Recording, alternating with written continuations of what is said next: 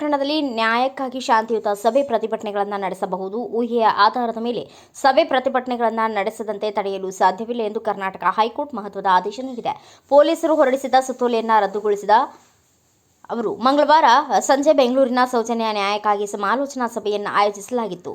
ಆ ಸಭೆಯಲ್ಲಿ ನಡೆಸಿದಂತಹ ಶೇಷಾದ್ರಿಪುರಂ ಪೊಲೀಸರು ಸಭೆಯ ಸಂಘಟಕರಿಗೆ ನೋಟಿಸ್ ನೀಡಿದ್ದು, ನೋಟಿಸ್ ವಿರುದ್ಧ ಹೈಕೋರ್ಟ್ನಲ್ಲಿ ಅರ್ಜಿ ಸಲ್ಲಿಸಲಾಗಿತ್ತು. ಅರ್ಜಿ ವಿಚಾರಣೆ ನಡೆಸಿರುವ ಹೈಕೋರ್ಟ್ ನ್ಯಾಯಮೂರ್ತಿ ಎಂ ನಾಗಪ್ರಸನ್ನ ಅವರ ಪೀಠ ಪೊಲೀಸರು ಮತ್ತು ಸರ್ಕಾರ ಯಾವುದೇ ಸಭೆ ಪ್ರತಿಭಟನೆಯನ್ನು ತಡೆಯುವಂತಿಲ್ಲ. ಆದರೆ ಕಾನೂನು ಉಲ್ಲಂಘನೆಯಾದರೆ ಮಾತ್ರ ಕ್ರಮ ತೆಗೆದುಕೊಳ್ಳಬಹುದು. ಪ್ರತಿಭಟನೆಗಳನ್ನು ಊಹೆಯ ಆಧಾರದಲ್ಲಿ ತಡೆಯಲು ಸಾಧ್ಯವಿಲ್ಲ ಎಂದು ಹೇಳಿದೆ.